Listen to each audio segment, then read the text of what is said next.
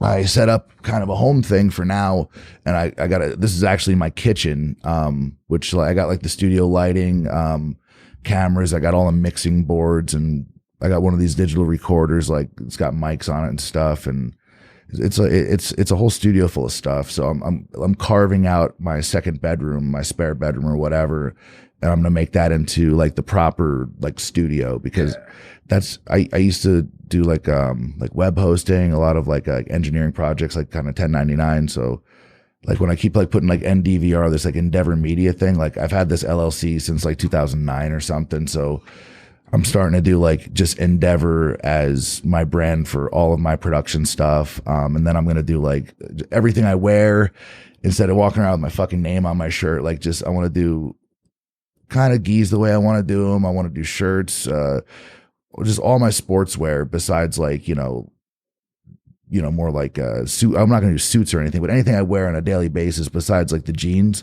I want to do my own brand, because no one's paying me to fucking rock something that says show your role. My wife always makes fun of me. It's like, I always have I was wearing the optics shirt a lot of times. And she's like, oh, I got your uniform on. I was like, well, I used to wear a uniform for somebody else. Yeah. You know what I'm saying? No, you have to, man. It's, that's the number one thing. Like if you're not believing in your own brand, no one's going to. So exactly. I have guys at the gym now that they're asking, because I wear my own. I have hoodies, I have t-shirts, I have patches for the gis. And as soon as I started wearing them on my own stuff, because I'm competing now, I have guys saying, oh, how much for the shirts? How much for the hoodies? And I'm thinking, okay, if it's a brand, if it's like Leao Optics, right? It's your name, Lionel, Leao, Lion, it all goes together, but it's not like Lionel Turner sunglasses. It's Leao Optics. It still sounds cool, right? The Clint Cronin show is just me. That's my name. That's only and guys asking to actually buy those shirts that compete on a regular basis. And it's a cool thing. It is. Yeah. It's like, well, someone have a Joe Rogan podcast shirt. Yeah, they do. Right. And, it starts becoming a thing. And I went to YouTube the other day to try to find, one of my own videos, because the YouTube app on the iPhone is kind of cumbersome if you have more than one Google account. And I don't do my web surfing as my business account, because I don't want the analytics to sort of cross over. I don't really want everybody to know what I'm doing all the time. You know what I mean? I don't know how search history gets worked into what public can see. And I don't sit there and read every term and condition. So, when I'm trying to search for my own name, and I saw somebody else's podcast, they wrote like Clint Cronin. I'm like, it's a thing. So like, it was just that's one of the best forms of flattery. It was cool. I mean, and the guy was actually pretty good. He put a hell of a lot more prep time. And there's a gi company, I forgot what they're called, like a small gi company, and they made a pair of bamboo sunglasses. Oh. And they're like involved with they're like surf skate jiu-jitsu. That's like the whole. They've been around for like a couple of years. They made a bunch of keys, and they're kind of on a small. And they made one pair. I guess they had a few that they're selling and whatnot. But it's just not this. It's if I have a problem selling sunglasses, no way somebody with the gi company, as I mean, a big gi company is going to come in. Sickness is going to be able to come in, and it's actually its brand. That's what it boils down to. It's like, I don't know how much work and effort that I put into it. Someone can just make a pair of sunglasses and go, look, I'm doing it too. And then right away, somebody started flaming. I'm like, yeah, those look like Leao Optics. Yeah, I mean, I don't even get mad. I know how much work and effort I put into it, and for another company that's making something else to come and do what it's good luck, good freaking luck. Exactly. Unless you take something like, Sony makes kind of everything, but they don't really specialize in anything. I mean, maybe they specialize in the PlayStation or something, but back in the day, there were two ways to go about something. You'd go with the company that just specialized and they just focused on that one thing, and you knew it was perfect, or you went with the kind of jack of all trades. It sort of dabbles here and there, and they can make everything kind of on the cheap, but you put it on and there's that difference. I mean, so when you look at your sunglasses compared to, so these are, which ones are these, right? These are the Lutadors, right? You look at these guys, if you look cost versus cost of sunglasses that are on the market right now, so Leao Optics, these are the Lutadors. I think this is the Gatos, right? They come in this awesome bamboo case, right? So you get a nice chunk of natural wood right there where you can put anything in there you want, keep them safe. You got the dust bag. You got the glasses. There's plastic wrap around the arms, but and this is the gato, right? Yeah. They're customized, right? So this is a custom deal here. You got the rank stripe right here, your black belt. So if you're a purple belt, you get the purple one, blue belt, whatever. Well, you get that. I can add that on the inside arm. That's on everything. You know that, right? Yeah. So, but what I'm saying, like cost versus cost, quality versus and craftsmanship. If you look at what is in the same price range on the market, there's no comparison. There's no comparison. These are all polarized. So you put these on, you take a look at a smartphone, you're like, hey, wait, yeah, it's because they're polarized, right? So that's one extra thing. I found how you get around that, right? No. You have one of those tempered glass screens. Oh, really? Those that takes the glare off. See, I didn't know that. That's really cool. I didn't know it either until I put one on. I was like, oh shit, the glare's gone. So tell us, Eduardo, tell us. When I first got, he was one of the first guys to get a pair. He was like, I know, I like them, but I can't look at my phone. Smashed. So I need one of those, another one of those tempered glass ones, because I break phone screens. $6, Amazon. Yeah, so I need to replace my screen again. So I'm definitely going to do that. That's actually a good tip. So people that don't know that, you just got a pro tip from the source right here. Lionel Turner, Leo Optics, the owner. Yeah, we're gone now, man. I didn't know we were on yet. I like to get that natural flow going, and then right after that one thing we talked about that we ain't gonna say on the air, we cut on shortly after that. So I'll send this over to you before we go live anyway with it. So can you get closer to your mic a little bit? That's right there on my thing. All right. So if you go into like Skype or like sound preferences, see if there's like a way to raise the gain on the mic. I think it's probably going to be, system preferences and then sound. And then go to input and see if you can just crank that guy up. Under preferences? Yeah. See if I can raise it too.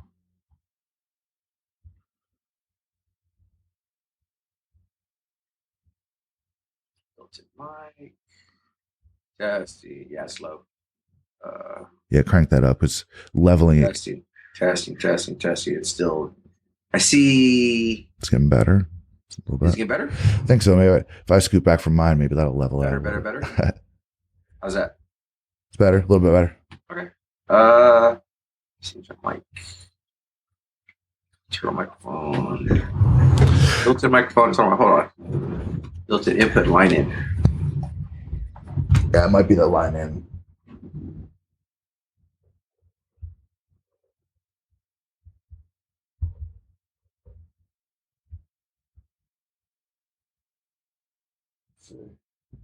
Say something else? Now you're totally dead. All right, now I should be good. Oh, there you go. Magic. So to those guys who are just joining right now, I've got Lionel Turner. If you're watching on YouTube, you can see it on the screen because it says it at Layout Optics. There's 2 O's, right? The 2 L-E-A-O. Oh, yes. Right. All right. So Lionel Turner is the chief proprietor, founder, and owner of Lionel Optics. These are jiu-jitsu lifestyle brand sunglasses. They're made of bamboo. They're polarized, California-based company, and this guy's a jiu-jitsu brown belt, so he knows his stuff. He knows that if you have your sunglasses in your bag, you got your gi in there, you got all your stuff in there.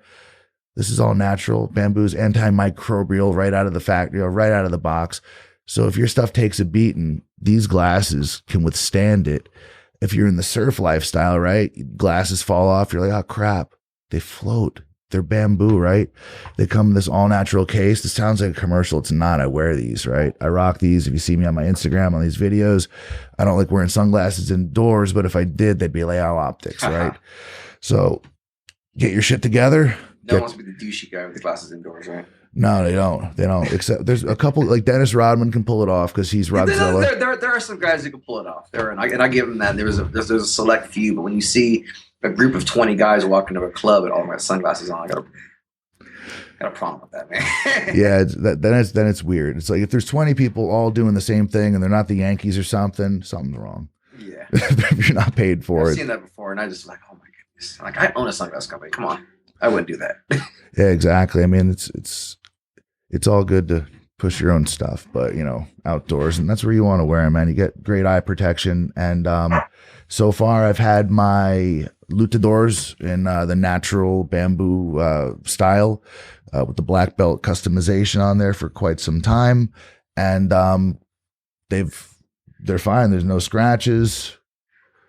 That's the cool thing about them. Our lenses are scratch resistant, and I put a beating on them. I actually own another business, which is what I had first, and we do property maintenance. And I have to go out there and really have to work hard sometimes. And I've had things blown into my face, and I'm going, okay, I'm definitely going to tear these up. Turn around, and look at them at the end of the day, nothing. Dropped them, slide them across the floor, nothing. So I wouldn't recommend dropping them across the floor, but as far as the durability of the lenses, that's one of the things I'm most happy about, because I don't know how people are. I'm one of those guys that if I see that little scratch on my sunglass, it's going to bother me and bother me and bother me to the point where I'm not going to wear them anymore.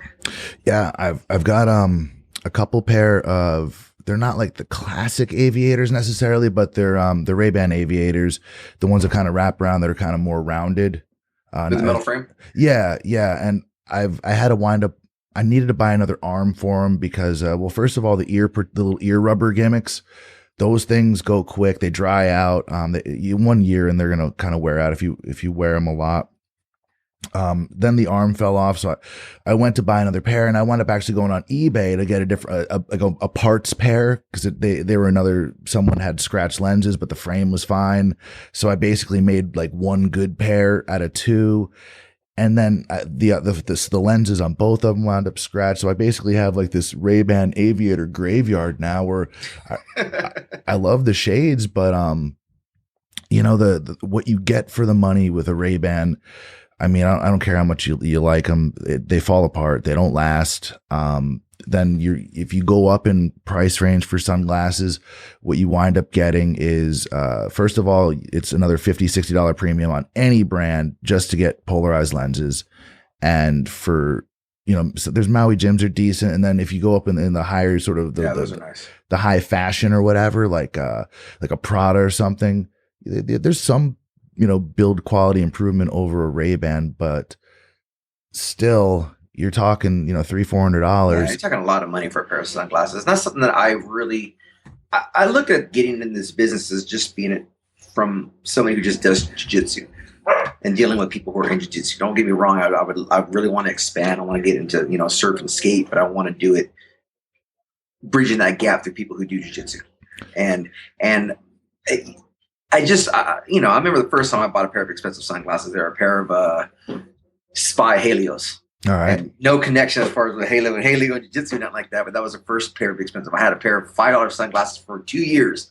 And I said, okay, now I could up and get a nice polarized pair of great sunglasses. And I liked it, but just at that price point, man, I think I paid like $150 for them. And I'm going, that's a lot of money. That's a lot of money. It is.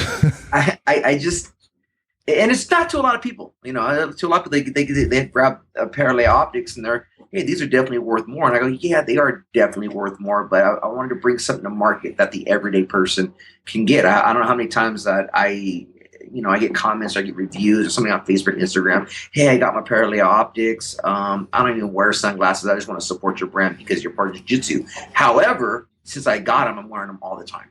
It's the only pair that I wear. It's the only style that I wear. So I wanted to bridge that gap into definitely the community. I wanted to be around the people and work around the people who I like most, who I hang out most. And that's definitely the jiu-jitsu community, but I want to be able to provide something that was cost efficient, was quality. Who knows? I might look back 5-10 years from now and kick myself for not charging more for them or trying to be a better businessman. I'm just trying to have fun. Oh, I hear you. Down to. I hear you, man. There's a lot of ways to sort of go to market with a brand. And hey, maybe someday down the road, there's a more, a higher end model or something. Maybe you guys come up with I got something that works. We got something that works. Oh, I saw the new, is there a name for the concept you just put on Instagram, or is that just going to be up, one and done on there real quick? And then, I'm actually working with a specific pioneer in the sport of jiu-jitsu. I'm possibly thinking of working. That's when I'll just let this. I'm already talking to their people as far as what it would take to be able to get his name on them. And it's not necessarily, it's more based off something which he represents, which is going to be, I always try to give like a little zane inside the inside arm, whether it be the luchadors say it, the gatos say it. You look at my, the first styles, the originals and the OG bump say the pride on our lifestyle on the inside. The suavecitos say art suave, with this one's actually going to have a little quote. Uh-oh. If it works out. All right. That goes with the brand. It goes with obviously the person who said it and his family and his association, and it's jiu-jitsu, and the people who see it will go, and this if it works, this is that style's coming, but with the name on it is that's what's still in the works. And I think people, whether it's going to be within that specific association and also people who just love jiu-jitsu, will definitely be able to identify with it. So well, I'm excited. You got some pretty strong kind of brand ambassadors on there already. You got pretty much the who's who rocking the sunglasses. So far you've got Christina. That how many pairs of sunglasses some of those pictures sold? She puts them on. She just looks cool. She has like that whole cool thing, Dude, Christina was interesting, man. I'm really stoked to have her on board, and that just kind of like I was contacted by a friend of hers, and it turned into like I made somebody a deal. I just dropped this for the Suavecito. Somebody hit me up. I was like, hey, yeah, kind of low on money. Is when you guys gonna have another style coming out that's not as expensive, and I really don't spend that much. I'm like, hey, you know what? I'm feeling good right now. I gave him a special deal on the pair of sunglasses today. I was dropping the Suavecitos, and then as we're going through our conversation, he goes, yeah, the specific person that's also going to get him is Christina Barlon. And I was like, I know who that is. She just got her black belt, and that was how it first worked out. And I ended up meeting her at Nogi Worlds last year, and ever since then, she's been a great ambassador. She's just an up and coming female in the black belt division, and she's an overall cool person. And she has a story which I'm sure she I heard it on your podcast and other ones, which is absolutely amazing. And what she's doing, the things she's done in her life, the things she's overcome, and she's no stranger to the international competition. She's done it for the b-boy position, and now she's doing it in jiu-jitsu. So watching her work, and I know the struggle and the hard work and dedication she puts into driving around and getting to her spots, and she does it. She's a trooper, and definitely honored to have her. Oh yeah, I think she's driving 2 hours every day for jiu-jitsu. She trains and teaches between two different counties on total different ends of the peninsula, total different ends of the bay. Like every day, early day, late day, every day. Oh, absolutely. Yeah. I think she doesn't head back home until about 10 at night or something. So she's in San Jose teaching, then she's or crashing on someone's pad, crashing on someone's couch, and she's doing it. Oh yeah, there's couch surfing involved, definitely. I think we were here until 3 a.m. recording once, and it was this. Because everybody was starving after. I think we did like a 3.5 hour show that we broke up into 3 pieces, and then we finally went out, and there's a place over here that's got like a Korean fried chicken wing place. It's open till 2 a.m. So when everything was said and done, I think it was like 3, and then she was back, training or something, or like teaching at 9 a.m. or 10 a.m. in San Jose. It was like, yeah, man, it's a pace. definitely. So, but yeah, we've been fortunate enough. I think just doing what we do, we're unique. We're offering something different. We're not another, gi company or rash guard company or tape company or soap company. That's no diss to any of them, but we do bring a unique product. We've had some really, very well-known guys within the jiu-jitsu community who've reached out and said, hey man, I definitely want, let's work something out, and I want to wear it. I want to support it. I want to represent, Samir Chantry. He was like 2 months into Liao, and he contacted me, and I was like, I don't really contact anybody. I'll say, hey, I want you to wear my brand. I don't do that. What's most important to me is the people who wear Liao do it because they like the brand. They like the style. It's something that they want to wear and include in their everyday life. And, if anybody who follows Samir Chantry, you see him in Brazil right now, and he's right there on the beach of Rio, and him and Koshino both got a pair of Leo optics on, and they're posting their photos. And it's like, dude, that's awesome, man. You get these guys are top. And this is what I try to explain to a lot of people who don't do jiu-jitsu. And I go, as it says, best basketball player in the world, you can't get a chance to go play with them. But in jiu-jitsu, we actually have the opportunity to meet the top of the food chain and train at the top of the food chain. And it's neat. It's neat seeing somebody who reached that pinnacle and then they like the brand and they want to wear the brand. It's one of the most, that's probably the most rewarding. That opposed to someone just flat out saying, hey man, best glasses I ever worn. Those two things are just the most rewarding, I would say, out of this. It is somebody who really appreciates it. And then someone who has a following and, so grounded in jiu-jitsu and in competition and seminars and just being just respected for the craft which they dedicated their lives to. And then they also include like optics on that. So it's awesome, Oh, it's an amazing thing. You got, guys on there just at your academy alone. So Eduardo Telles, master of the turtle guard.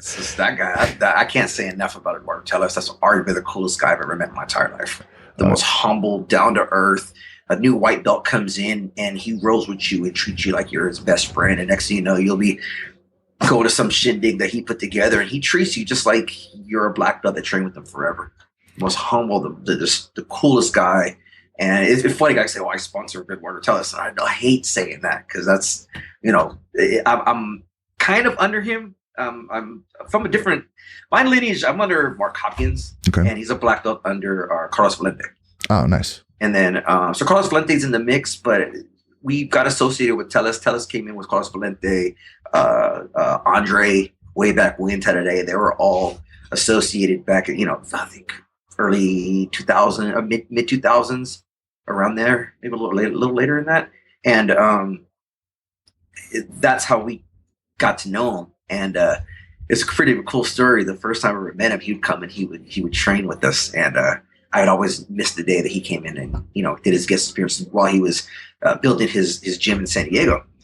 And it was Pan Am's 2013, I think. I was a blue belt, never competed before. First tournament I'm going to do on Pan Am's, and he comes in the day before. It's like I think I had to compete on Friday, and it was a Thursday. And Telles came in, and he brought some guys. Who else came in? The guy from England. Oh my gosh, his name is escaping me right now. It'll come to Bassa, Pedro Bassa. Pedro Bassa was in town, and I'm rolling with Telles.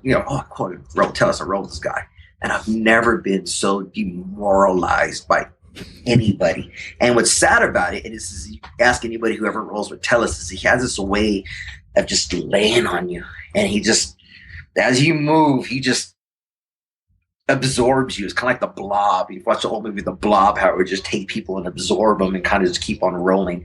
And I'm sitting there going, man, I gotta compete tomorrow, and this guy is just treating me like I may as well have never trained before in my life. And we get done, and he's tying his belt, and he goes, "Don't worry, Lionel. There'll be no black belts in your division tomorrow."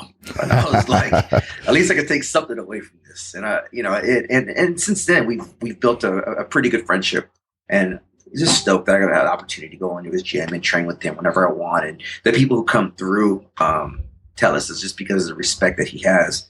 You never know who's going to walk in the door. So I've had the opportunity to meet, like Damian Maya coming in, and, oh, wow. And it's just neat. It's really cool, especially being here in San Diego. The people that you get to meet, and you tell anybody, "Oh yeah, I trained with Eduardo Telles." So nice. It's the respect that he gains, and within the community is really cool to see. Yeah, it's really cool to have that. I mean, just knowing that the lineage and the experience and the skill, the development of the guard. He's the turtle guard guy. So love it. And I use a turtle guard a lot. I love the turtle guard. I heard him explain it before in an interview, and he was like, "I got really good at the turtle because I didn't want my guard pass." That's simple. The only reason why he was not willing to give up the pass, so he just started going to the turtle. A lot of people look at that. Oh, you give him the back, and he just developed it into a real technique. And a way to be offensive off of it. So did his roots come from judo, or is this something he just, as a jiu-jitsu guy? I believe he started in karate. I want to say, I could be wrong. I want to say he started in something else before jiu-jitsu. I think, and then he started jiu-jitsu when he was like 14 or 15, or if I'm remembering the story. Don't quote me on this, please. But if I remember the story correctly, that's just what it was. And he said, I remember him saying that when he first started, he was more of a aggressive, more trying to smash, and then he just developed a real playful style. I think he said right on purple belt, so developing more of that real playful. And it's funny if you ever get a chance to watch him. If anybody saw him in the EBI, he went out there trying to prove a point. He went out there just trying to show that his game, that turtle game, that turtle haired and the slow guy who's patient, that it could win, and it didn't. He ended up getting submitted. But I think a lot of people, either you like it or you hate it. People were, oh, come on, this is boring. They want to see people going for this, going for that, but they weren't really realizing what he was doing. And he was taking guys who I forgot who his first opponent was, just an MMA fighter, good front headlock wrestler type style guy. Just give him his head, take it, and what are you gonna do with it? And he went in there with no idea of trying to win any money. He went with the idea to prove a point. And he didn't prove it 100%, but he did show that style definitely has a place. And, you could do X, Y, Z, but if you can't do anything to that guy, there's nothing you can do to that guy.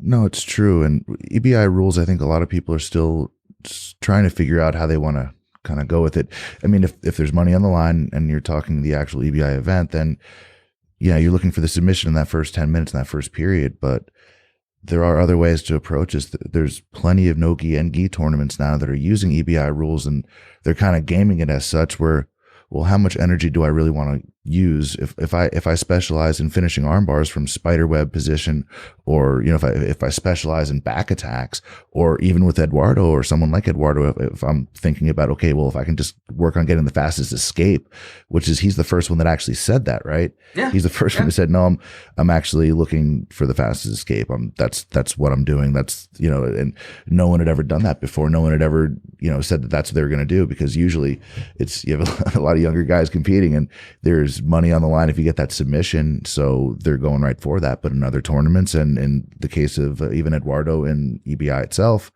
you can game it that way. So I mean, in the gym, we're all doing submission only. No one's really talking about points. You could have matches or little smoker type things in the gym where you're okay, 3, 2, whatever, you're scoring it, and at the end, okay, we're preparing for either IBJJF or some modified rules of that, or even EBI style rules. But we're talking the tournaments themselves, knowing the scoring system, knowing the points, knowing the rules as of current is a huge deal. And definitely. And you can game them, right? How much energy are you going to spend if there's no money on the line? If it's not an EBI tournament, but they're using those rules, then why, right? Why? Yeah. Why rush it if you don't have to? And the thing is, and this is where you get into. I don't know if you're on Facebook and if you follow like DJ Jackson and the beefs that they get into with Gary Tonin and Gordon Ryan, and Tim Spriggs jumps into it. It's pretty funny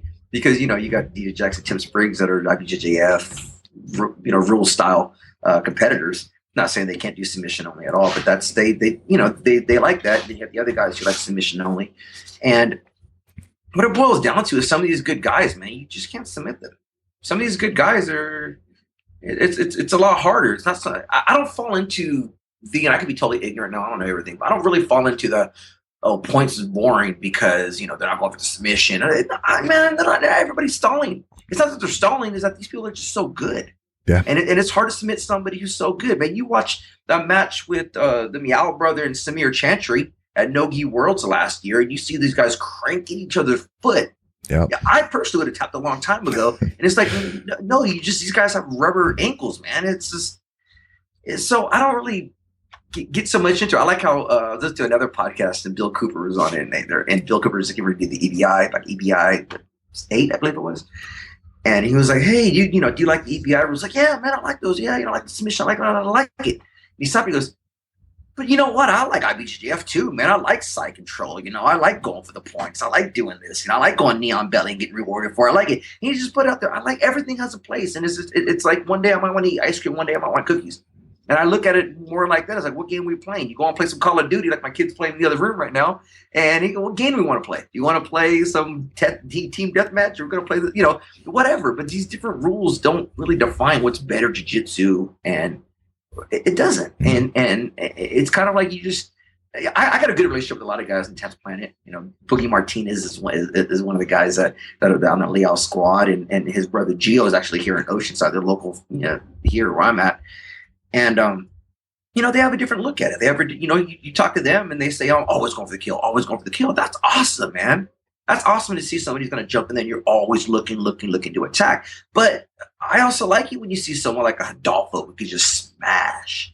You know, there's a lot of technique in that he doesn't have to go to submission. You just see his superiority by the way that he's going to smash. You see Leandro Lowe pass the guard, you know, and he's all quick, and I like that. You know, I just see you see more emphasis on those techniques and those details at IBJJF that you don't necessarily see in the submission only. But that's cool because you got someone like Jeff Glover who's going to show you his ass, and then he'll hook you. So it's all good, man. That's another guy who wears Leal's too. Oh, that's right, he does. So you got to get him to do that donkey guard stuff with the glasses on next time. You know, he's a cool dude, really cool dude. Oh yeah, he's one of those guys you see hanging out around Bill Cooper a lot. Those guys are hilarious. Yeah, all the Paragon. I got a good relationship with the Paragon guys that I built through here, and you know, I remember when I was not a kid. When I was taking my son, he's 13. He started competing when he was like 8 or 9, and we'd be there in the early morning, and you know, just the kids going all white belts and or competing, and you see Frangio come in, and Frangio would have his little hoodie up, carrying a You still there? 80 blue belt. I'm looking at this guy going like, yeah, here. Sounds like we got the kid on the Xbox again. No, he's on online right now. All right, we had a little freeze there. We good? I think so. There we go. Okay, cool. Yeah, and then when we go to tournaments, you see Frangio there, and I had no clue who he was. All I know is that he's just like a scary dude, you know. And so when I first started getting involved with competitive jiu-jitsu, that was one guys. Who was this Paragon crew? You know, who are they? You know, and then now I have the opportunity to meet him and a lot of the guys that he helped produce. And I really love that team. And I built some good relations with Paragon, Carlson Gracie Group, and like 10th Planet, and then Aries Jiu-Jitsu, obviously with Samir. Those are like some affiliations that they're like my secondary homes that of just people within the jiu-jitsu community that, you know, that I've built a really strong relationship with. And I'm really grateful for that. Oh yeah, the Aries guys are great. All the Caio Terra guys are really cool. They're all up in this area. I mean, you have Caio in San Jose, so that's where, you know, obviously Christina is, and then Aries. Those guys kind of split off and did their own thing, but that's Mountain View also, right? So you have Milton over there. Then Keishinho, up there. He's a little further away. But no, those guys are all super friendly. One of Flavio Meyer, one of Caio's black belts, like the nicest guy on earth. That whole team's cool, all super technical. Smaller guys, but very technical. And Caio's got a mix of different stuff he teaches. So I always like, you know, drop in over there and just sort of seeing what's up. They just did a seminar pretty recently. It's really cool. Man, yeah, I saw Bill Cooper over at Nogi Worlds. Very cool guy. He's a trip, man. He's a trip. Yeah, I was walking in with a bunch of you know, gear and stuff just to go in and do the podcast from there. I was doing some live stuff from Nogi Worlds, and the lady at the door for the Cow Palace right outside of San Francisco, she was having a hard time with with tickets or people come in and out. I guess she didn't understand the couple people in front of her. You could tell she was a little bit flustered, and I walked up to her, and you know, she asked for the ticket or whatever. I'm like showing her my bracelet thing. I'm like, no, I'm press. She's like, huh? I'm press. What? And I'm like, I have like camera gear, all this crap. I'm like, my hands are very full. I had a tripod, and Bill Cooper was walking out in the way, and he's like, don't you know who he is? Just like kind of messing with her. And she's like, oh, sorry. Like he was just messing around, but she just, I'm sorry. Gave me the stamp on my wrist and everything, got right in. But yeah, he was just messing around, but it was cool to run into him. And I think he was filming, I was kind of filming. I had my that iPhone stabilizer thing I like to film with, and I was walking in right past him, and he was kind of doing his thing live on Facebook at the same time. So we just kind of crossed paths and said, what's up, and kind of carried on. But it's cool. It's cool seeing him, man. I remember, you know, watching videos of him, you know, years back, and, he fell off for a little while, and then he's back with vengeance. And I remember it was EBI, and God, I think it was like his first or second match, and I went backstage, and I'm like, "Hey, man, it's like you." And he just finished like it's like I never even left. You know, the guy has such a playful style, and then he was on fire and ready to get. He ended up losing to Eddie Cummings at the end of that, but my goodness, people weren't expecting him to. You know, they liked it because of name recognition, but honestly, I don't think anybody was really thinking that he was going to advance as far as he did. He knocked out Gio Martinez. Yeah.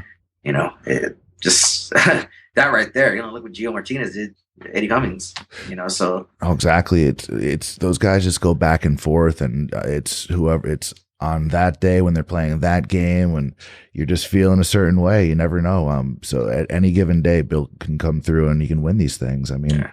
EBI was probably my favorite EBI in my opinion. I like that. Oh, one. 7, definitely. Yes. Yeah. Great event. Eddie Cummings, I think did he catch him in like a leg, like a heel hook at the end? Yeah. But he heel hooked everybody, I believe. Yeah, at that level. He might have choked somebody out actually, but he was on fire, and Rafael Dominguez, him and Gio Martinez had a beautiful match.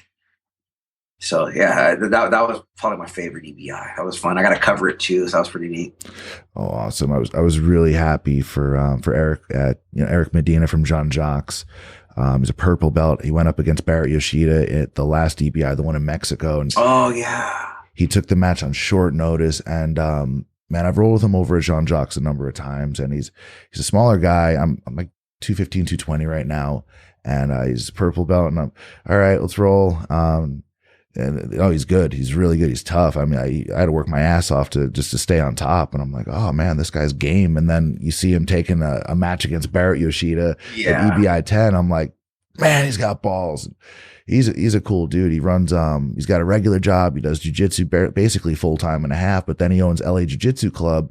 Have you heard of this thing? No. Oh man, you guys got to do some work with him, man. This is a partnership you guys got to pick up. These are, think of like a jiu-jitsu Airbnb fighter house in LA, where they have a float tank, there's a pool, there's yoga, there's jiu-jitsu, there's classes starting at like 6:30 or 7 in the morning at the house. It's a big house, or like what is it? It's bigger, right? There's space. There's enough room for a bunch of people to book rooms, and usually it's full along, whenever there's tournaments and stuff, getting ready for the bigger ones. Yeah. But I mean, it's close to in proximity to just about all the LA schools, and it's all Jean Jacques guys. Felicia O rolls through there quite a bit. A lot of Eddie Bravo's guys, a lot of 10th Planet guys, they roll through there. There's kind of the who's who, and you basically, your room and board comes with jiu-jitsu, or you can, pay some, drop-ins, or just maybe even do your own little camp at one of the gyms down there. So you can cool. just, get a month at Jean Jacques or a month at 10th Planet, or just do a couple weeks at each and just, spend a good month down there, and then come back home wherever you live, and then do your tournament. And you're not going to be the same guy you were before you go down there, because the level in LA, and even in Northern California, if you live in one of these other areas that don't have the depth of jiu-jitsu talent that we have in the state, coming out here and just mixing it up with other people your level and above, and all the world champions and just awesome athletes and awesome jiu-jitsu players we have, you're going to be better when you go home and when you go to compete. You see that happen when people Americans from the West Coast will go do the Asian Open or something like that. It's and they come back with gold for sure. Yeah, and you just see it whenever we leave. People out of California, the top dogs leave, they go and they dominate. It's just that's what's so cool about being like, I'm in Southern California and you're in Northern California, and it's the people that are around, and it's the who's who. You get an opportunity to meet and an opportunity to roll with pretty much anybody. As long as you just want to take the time and go out and go, they're still going to be somewhere. And this top of the food chain is here. It really is. I think from San Diego, I still have to do a little jiu-jitsu tour down there. My stops have been in Los Angeles lately, but I definitely have to come down and see you guys. We've got little Mike Prudencio over here, little Alan Marquez. They're the owner of One World Jiu-Jitsu and Heroes Martial Arts. So they're kicking me in the teeth. They're up next. So Man, I hate to cut it short, but our Skype connection here. I know, Yeah. I know. And Mike's my instructor, and Gumby was actually. Have you met Alan Marquez or Mike Prudencio? I don't believe so. Hey, Gumby, jump on real quick. This is so he's from Heroes. If you remember OTM on the mat. Yeah. So, all right. Well, this is the so you got to climb over some studio lighting over here, green screen. What are you putting in on the background? Where should I say? Times Square. Right Times here. Square. All right. Pull up. I'll turn the mic up a little bit. So What about Mike? So, there we go. You're right there. So Oh, I see. I got it. that's what's Gumby. up, bro? Oh, here we are in Times. Came all the way from San Jose to Times Square here. Right. Teleportation. It's a new jiu-jitsu trick. You got Turtle Garden, San Diego, San Jose. We got teleportation guard. Teleportation. We're way behind you guys, I think. We'll get there. Well, I should do this. yeah, jump on the headphones. I want to thank you very much for coming on. I'm going to come see you soon in San He needs new Diego. glasses. You need some glasses. Yeah, He needs well, new glasses. there you Yeah, go. it's bright here. I can definitely use some glasses. There you go. Little Oh, sweet. It's cool. so these are layout optics. This is I've been seeing these all over Facebook and all that. They're bamboo. Good, it's Yep. costing me enough. No, I'm fine. exactly. Oh yeah, the Facebook ads suck, man. They're The expensive. algorithm for Facebook and Instagram over the past couple of months is it's like, hey, people, if you're not getting as many likes as you used to get on Instagram, people are not hating you. It's Instagram. Oh, exactly. Something weird. Yeah. So I want to thank you very much for coming on. Thanks for having me. First podcast. I appreciate it. Those look sexy. Dude, Feel sexy. I feel like my jiu-jitsu getting better. right? They are. They definitely are. So right there, Layout Optics, Lionel Turner. Go buy some Appreciate it. It's been a sunglasses and check him out. He's at Layout Optics on Instagram, Twitter, on Facebook, and Not on Twitter. Not on not Twitter. on Twitter. No, I don't know why. I've never gotten into it. Maybe I should. I suck at it. I have it. I And I never got into Twitter. On Facebook, Instagram, Sort of I tried figured out how to Pinterest, use can't it. get into it. You have Pinterest? I tried what's the other one? Snapchat. MySpace? no. Oh yeah, MySpace. I had MySpace. We're still on the tail MySpace. end. I remember. Do you know who Russ Mirror is from Subfighter? You ever heard of him? He was Yeah. one of the guys as well too. Way back when. One of my first instructors is Russ Mirror. Russ Mirror, Rick Estrada, Subfighter, MMA. They had a satellite on Camp Pendleton, so it was a military base, and I'd go there. I'd train with him. I wasn't military. And what the hell was I going with this? Russ. Yeah, I know. What the hell is that? Why did I even bring Russ up? What did you just say? He said, hell you just say? Something. Something. Now we're making a horrible podcast. Now we're making a horrible. No, it's all magic, man. I want to thank you very much for coming on. I'll be down in your area soon. We'll get together. We'll do this thing live. We'll have some fun with it. We'll train. Yeah, come down and train. Hell yes. My black belt, my new brown belt. Congratulations on the brown belt, sir. Nice. Appreciate that. It's still not real yet. And my very next day, I went to Tellus's. Boogie Martinez brought some of his young purple belts in to humble me and let me know that I wasn't that good of a brown belt yet. Well, next step, go compete. Yeah, Bake it in. Jim Pans. Oh, really? All right, bake it in. Bake it. I'll be there to for the post fight interview with your nice gold medal. I think I'm doing the San Diego Open for NABJF first in the beginning of February. I think. No better way to break in your belt than getting out there. And I got to compete a couple times towards the end of this year. I'm stoked. Do it. Sounds good, brother. All right, rock and roll. Thanks for being on, brother. Appreciate it, man. Boys. Leo Optics, go buy some sunglasses. Yes. Cool. So for this one, let's move the camera back a